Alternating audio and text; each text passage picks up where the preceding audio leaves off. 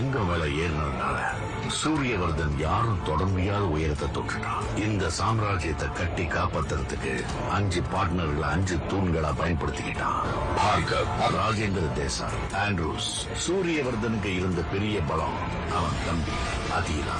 அவனோட சாமர்த்தியத்துல கட்டின இந்த கோட்டையில சூரியவர்தனோட மகன் கருடனோட பங்கு இருந்தது. இவங்க 2 பேர் இருந்ததால KGF யாராலும் நெருங்க கூட முடியல. நாங்க ஏற்கனவே ஒருத்தன் தன்னோட கால் தரத்தை பதிச்சுட்டான்னு அவங்க யாருக்குமே தெரியல.